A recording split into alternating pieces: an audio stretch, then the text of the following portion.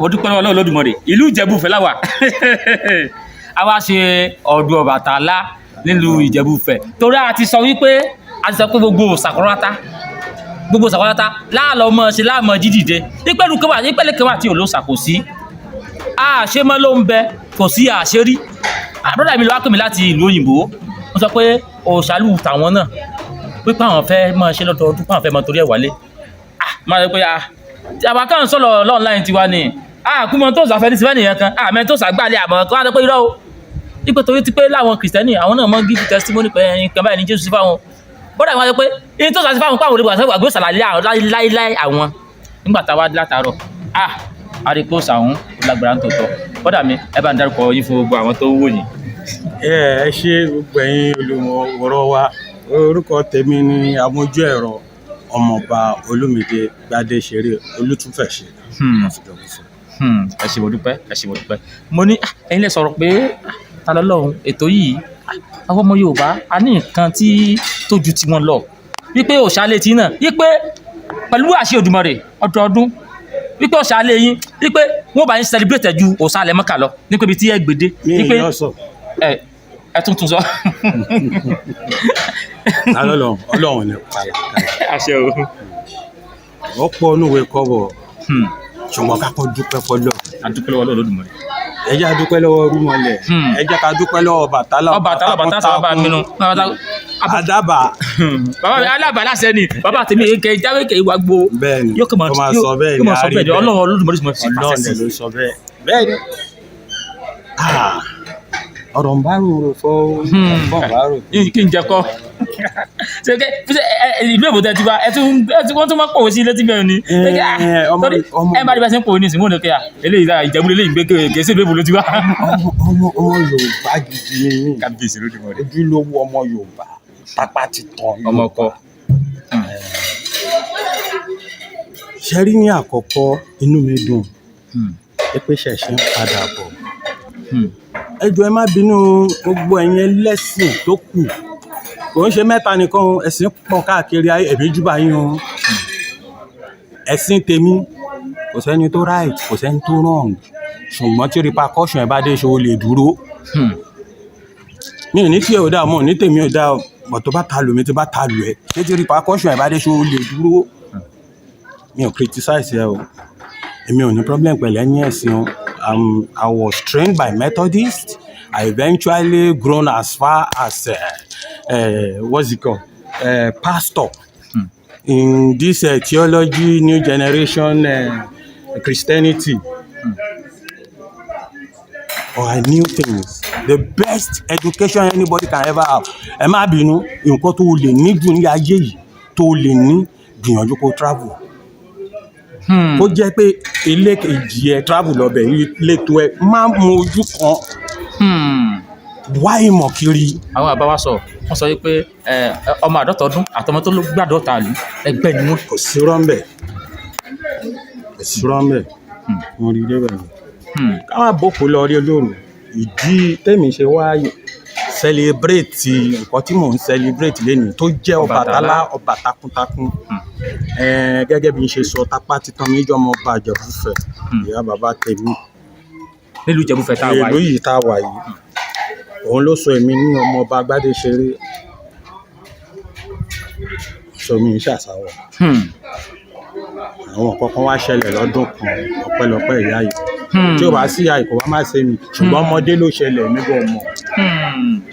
pé ní tó jẹ́ kẹ́ dúró ti Ọbàtálá pé ó tó dúró tì. ẹ ní sáré London yàrá ẹ ṣàmì. àmì o àṣẹ. èèyàn tí sáré London yàrá kan lójú yín rí ẹ̀rọ Ọlọ́run apáyìn náà níjà rí dààmú Ọlọ́run. àṣẹ. ju gbogbo ẹ lọ mi ò dẹ́rù bàyàn kankan mò ń sọ bóyá rí ni o. ọdún náà jẹ́ ọdún 1977 ọmọdé ń gba report sheet kó ṣe tán primary school primary 2 to primary 3. 1977. That was 1977. I was 7 years old. Mo bẹ̀rẹ̀ primary school at the age of 5. ọmọdé márùn-ún. mi ọwọ́ mi ò tí tẹ̀tì. ju gbogbo ẹ lọ ní ọdún náà nígbà tí ń gba report sheet dé nìyá mi bá bi mí pé káàbọ̀ ọkọ mi òun wà ní kitchen má lọ òkè oúnjẹ fẹ́ jiná fún ọdún kan òkè yẹn mú gan iná lọ ò tí ì jẹun ni tó bá jẹun ni ká má bòpò lọlé olóró mo lu ọdún kan lẹ́ẹ̀lẹ́ mo dẹ̀ yọ tán mọ́lẹ̀ ó dẹ̀ bá békìrì méjì lọ lọ́wọ́ ìyá mi ó ta békìrì méjì ẹ̀kọ́kùn ò ṣẹlẹ̀ máa lajú ń jọ mi á ní Oǹdó ló wà yìí ó ọmọdé kí ni mo mọ̀ máa lajú ń jọ mi á ní Abẹ́òkúta ló wà yìí ó ọmọdé kí ni mo mọ̀. mo rí iwájú pásítọ̀ iwájú àfà mélòó lẹ fẹ́ kà ọ̀n títí ìyá bàbá mi yìí ṣeré wá Èkó òun ò rí wọn fún díndín oṣù mélòó kan ó jẹ́ àwọn tẹ́nàntì náà sọ fún pé ọdún kan tí gbáre ti wà nílẹ̀ ńlẹ̀ rí ó yọ owó nú àpò ẹ̀ ó fún tẹ́nàntì ó ní bíkíbi tán àpọ́n wá wọn. ẹ wà nílẹ̀ báyìí tẹ́yìnjọ́ bí abẹ́là mi gbọ́dọ̀ sun anywhere mọ́jú pé kí wọ́n gbé yín bọ̀ bí kí n bá ń pọ̀ lẹ́yìn ọdún gbogbo èyí tá à ń sọ yẹn mi ò yọ pé mi ò mọ ìtàn eléyìí ọ̀bọ̀ tèmi mò ń jẹ̀rora ìtàn lè mọ̀ fẹ́ tí gbọ́ gbélé ilé tà torí mi jẹ́ ń gbé yẹn èmi ò mọ gbogbo eléyìí o ní nǹkan tó ń ṣe mí o. ẹ ti wọ conscious. many times máa ń lù sí ẹni mo lè come around màá tún lọ. Anyway nígbà tí máa jí láàárọ̀ ọjọ́ náà ṣe mọ̀ pé ọmọ ọdún méje aago mẹ́fà aago márùn-ún òru yìí ní lójú ẹ̀ mo jí ní ìgbẹ́ nínú yàrá ìyá yẹn lábẹ́ kòkó yẹn mo dẹ̀ lajú ó dẹ̀ pè mí lórúkọ yẹn ó ní ibà mi bẹ́ẹ̀ ló máa ń pè mí. nígbà tí wọ́n ti wá gbé káàkiri ìyá ẹ̀ wá pè yín ó wá sèkó pé kí wọ́n gbé yín wá sí ilé mi ó wá ṣàlàyé nǹkan tó ṣẹlẹ̀ fún ó wá ní ibikíbi tó ń bá wà mi ò gbọ́dọ̀ sùn wọ́n gbọ́dọ̀ gbé mi dé Ìjẹ̀bú-Òṣó. wọ́n gbọ́dọ̀ gbé yín dé di Òòṣà Ọbàtálá. bẹ́ẹ̀ni. wọ́n wá tẹ yín di Òòṣà. wọ́n dẹ̀ tẹ̀ mí síbẹ̀. lẹ́yìn ọ̀pọ̀lọpọ̀ wàhálà tí wọ́n ti gbé yín. wọ́n ti dánwó dáná ní bẹ́kìrì méjì ti lọ ẹni tó bá mọ̀ yá mi dáadáa ní mo ṣe á sọ fún àárín ọjà mo ṣe mo gbé dàgbà Ògúntóyè West Street àwọn táà ní junction ìyá àfi búra àdẹ̀bí dọ́nu ask anybody. So mo mọ nǹkan tí n sọ to cut the long story short ńgbà táwọn máa fi fóbẹ̀ yẹn ìyá yìí ní ọkọ mi jókòó bàbá mi ó dẹ̀ fún mi ní nǹkan táwọn sọ mo dẹ̀ jẹ́ mo dẹ̀ tó sùn padà nígbà tí ilẹ̀ máa mọ́ ọmọ gbọ́ wájú lẹ́yìn tó ń sọ páàsì àwọn tó ń gbá bọ́ọ̀lù àwọn ọmọdé ẹgbẹ́ mi lèmi náà bá tẹ̀lé ohun mi ni mo tẹ̀lé pé àti mo déwájú rẹ̀ mo báyà yìí bá mi káàárọ̀ mo kí ojú bí ló fi ń wò. lẹ́yìn tẹ́lẹ̀ rí lálẹ́ tí mi lè rìn fọ́dún kan ó dàbí pé àwọn àti ẹ̀mọ́ bíi títí rẹ́nájì yẹn dọ́là. ńgbà tí òun gan máa fi àṣẹ ìyá mọ̀ nǹkan tó ń ṣe ó fojú bí wò mí èmi jọ àwọn tó ń gbá sẹ́ẹ̀tì. lẹ́yìn tẹ́lẹ̀ di fún bí ọdún kan. bẹ́ẹ̀ ṣe kárí gò nìyẹn. ńgbà tí dírẹ́fà tó ń gbéyàwó ìyá mi pọ̀ dé mo lè fojú ibẹ̀ hàn ní bóyá páàkì bá ìyá mi dúró kò mọ̀ bóyá kó mú fàbí kò yé. nígbà tẹ́mi náà wá rí wá yé mi náà màá sáré lọ gbà. nǹkan tó ṣẹlẹ̀ tí mo sọ yìí tí n bá tún rántí ó kò mí ó kọ́ lọ́ọ̀ mi ò rántí fún 46 years mo ṣe rántí last year ní tí n sùn sí. mo wá lajú. ẹ tún róye. mo wá rí gangan ìyẹn ìkòkò mi. Ọbàtálá. ọba tó ń ṣe àwọn àtakótakó. mo wò ó pé ṣé mo wà ní trance ni mo tún jíra mi ó wá yé mi. mo ní ìdàpọ̀ sí wa. Òòṣà ló yọjú pé àwa la jí òdìdé ń jọ sí o àwa là ń bọ́ sí àwa la wà lẹ́yìn ẹ o a sì fi ọ́ lẹ́ o. mo wá sọ fún pé ìpadà bọ̀ mi rí ààyè o. ẹ wá dé Òòṣà yìí last year. mo ti bẹ̀rẹ̀ láti last year kò ní dúró ọdọọdún ni bẹ́ẹ̀ bẹ̀rẹ̀ yìí. àwọn ọ̀rẹ́ mi tó wá láti London wà. káàkiri gbogbo kọ́ńtì tẹ̀yẹ̀ ti travel lọ. a lè lẹ́nu nínú kí wọ́n ti ń pè continent tó wà ní ilé ayé tó jẹ́ méjì at least mo ti débi náà ó kéré jù tí mo ti dé náà lẹ́yìn pé mo débẹ̀ tí n tún débẹ̀ so ká dúpẹ́ fún lọ èmi ò wá lérí o mi ò báyàn kan jíyan kankan ṣùgbọ́n èmi fẹ́ kí ìwọ wá dé mi wò tó bá ti nínú kan tó bá yẹ fẹ́ kó rí fún èèyàn kó rí fún ẹ bẹ́ẹ̀ ìwọ lọ di Ọbàtálá kó sọ pé Ọbàtálá nǹkan báyìí mo fẹ́ kó dẹ̀ fọkàn kan ṣe tí ò bá rí bẹ́ẹ̀ kó lé mi kọ́ ọ̀tá lọ́lọ́ máa ń sọ wọn kan pé ẹjẹ́ àpàdé wọ́n náà wọ́n èdè ká mọ̀. kí fẹ́ẹ́ ní ká fojú èwo ní ìtàn lágbájá kan sí kíní kan àti gbọ́ àwọn òsọ̀tàn ayé kan. mi ò ní ever do any Christian religion ẹgbẹ́ nǹkan tí mo sọ all right and wrong ni mí ṣùgbọ́n when you think you are right can you face the consequence and when you think you are wrong can you face the consequence tó bá ti lè mú consequence ẹ̀ ṣe bó ṣe ń wẹ́. kábíyèsí ló dùn mọ́ ọ̀rọ̀ lẹ́ ń gbọ́ láti àárọ̀ yìí o ṣé pé àwọn òòṣà wa ń ṣe bẹ́ẹ̀ bí ìtàtijọ́ àwa là sì mọ bí ìtàtijọ́ à ń tanra wa. àwa ń tanra wa. À ń tanra wa gan. Àwa lọ ìyá mi wọ́n gbà gan ọ̀tá bakery ọ̀tá kéwà ni. ṣé báwọn àwọn tó ń ṣe ìṣẹ̀ṣe onírọ̀ bàbá yẹn náà wà ń bẹ̀ àwa máa tún gbogbo ẹ̀ ṣe nítorí ìṣẹ̀ṣe ò fi àyè gba ìdọ̀tí àwọn onídọ̀tí yẹn ló jẹ́ kí gbogbo ohun tó ṣẹlẹ̀ yìí ṣẹlẹ̀. báwọn ṣe náà láwọn onídọ̀tí láwọn onídọ̀tí àgbẹ̀dọ̀ má bára wa sọ̀rọ̀. bẹ́ẹ̀ ni nínú ìṣẹ̀ṣe báwọn ti dájọ́ tì lọ́jọ́ làwọn aláwọn mo onídọ̀tí ṣe tó bẹ́ẹ̀ báwọn àwọn yẹn ìyá jẹun. mi lọ́wọ́ tí ń ṣe máa ní olómọ wá mi ní àwọn ṣe fún ẹ nìyẹn ìyẹn làwa ń ṣe tán lè pa àgbọ̀ ẹni tó bá máa ṣàánú ẹ̀yìn ni ọmọ wà èmi mo sọ fún ẹ ẹni tó bá máa ṣàánú ẹ kò ní béèrè owó lọ́wọ́ ẹ. Why are you stressing me when you can't help me? Why? Bàbá àgbò ní tán lórílẹ̀ àṣẹbẹ̀rẹ̀ ni o a máa ṣe pẹ́pẹ́ ní pẹ́pẹ́ ló ṣe ń lé arọ́ a máa ṣe pẹ́. àtàṣùlẹ̀ sọ fún wa ní fáwọn ọmọ ìyá wa táwọn náà wà káàkiri àgbáyé nípa pé bí ìṣẹ̀ṣe tí wọ́n náà lè ṣe ní ìpanu kí nílẹ̀ lè àmọ́lówó lè gbà wọ́n torí táwa ṣe gbé yìí táwa fẹ́ lómi náà tó gbé lumi tó kálukú jíṣẹ̀ṣe tá à ń jíṣẹ̀ṣe wa tá à ń padà sílé èyí tí àṣà tiwa àti ìṣe wa ò fi ní parẹ́ nìyẹn torí inú ẹ̀sìn ìbílẹ̀ àṣà ìbílẹ̀ ibi ẹ̀sìn ìbílẹ̀ ni àṣà sápamọ́ sí tá a fẹ́ pa ẹ̀sìn ìbílẹ̀ tì àṣà wọn kú irú ọkàn mọ́tò pa yẹn lónìí bàbá tá a fẹ́ pa ẹ̀sìn ìbílẹ̀ tì àṣà yẹn gbúdọ̀ kú torí pé ẹ̀sìn àtọ̀hún ìwà yẹn òun náà kó àṣà tiwọn sínú tó ń gbé bọ̀ pẹ̀lú àṣà tẹ́ bá ti gbà yẹn máa gba gbogbo ẹ̀ àmọ́ lẹ́nu fáwọn táwọn náà tún ló ṣàlẹ́ tí wọn ò jákúnra. ẹ jọ̀ọ́ eléyìí I'm talking in terms of international level if we are all aware if we can think deeply petroleum product is getting fizzled out everybody is going green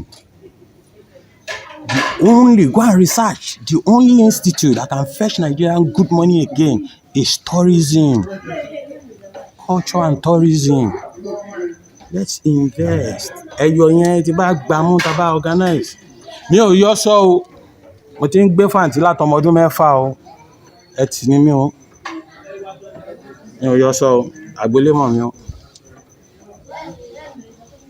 ẹ ti mo gbé ìyá mi ò kó yan so tí n bá gbá ẹyọ festival mọ́ lórí tourism just give an opportunity all we are asking for in this country is just level playing ground.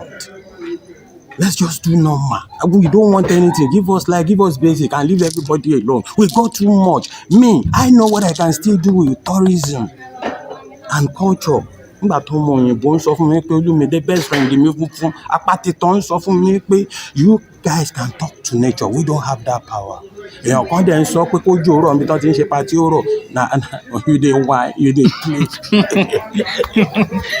Èèyàn kan tó wá ń sọ fún ẹgbẹ́ ó dà òjò tó rọ̀ ẹ̀ dákẹ́ ó tún dákẹ́ májò you have power to talk to nature ó máa lọ́ọ̀gì gan. bàbá mi ẹ ṣé mo dúpẹ́ gbogbo àwọn èèyàn dúpẹ́ lọ́wọ́ yìí àwọn ìyá lóríṣà tá a jọ ṣe látàárọ̀ yóò mú kí bá mi dúpẹ́ lọ́wọ́ tí wọ́n pa àwọn tó ti kíni tí mo jẹ́ kó parun. bẹ́ẹ̀ ni ẹ wò ó nígbà tẹ́mi sọ yẹn 46 years tí ò bá sí àwọn ilé mi gan sọnù forever ni. Àwọn kan wà tán ti ṣe mistake fún tiwọn generation to generation ń tẹ̀lé wọn lọ ni.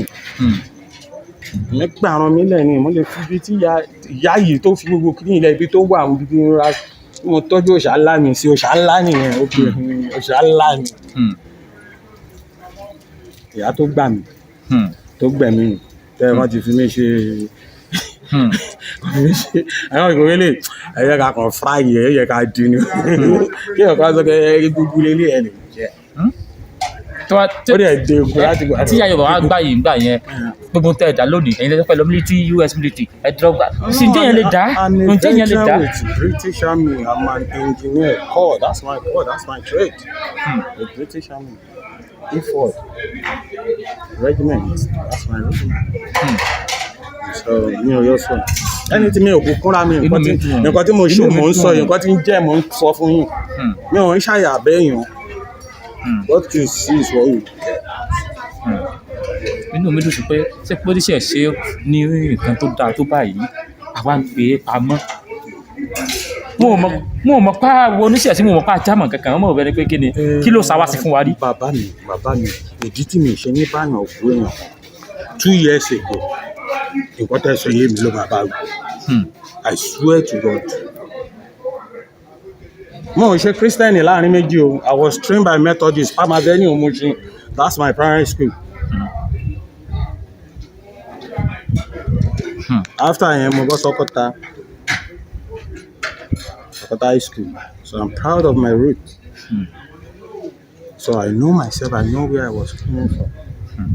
And I know where I am at the moment I met. And I can still tell by his great Obatala, Obatosha, I know where I'm going there is forever good. Let's see.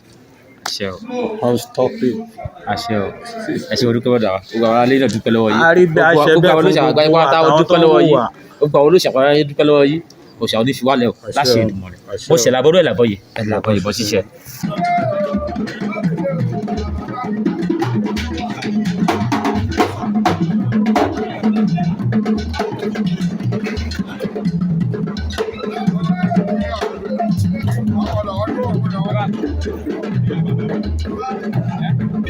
Thank you.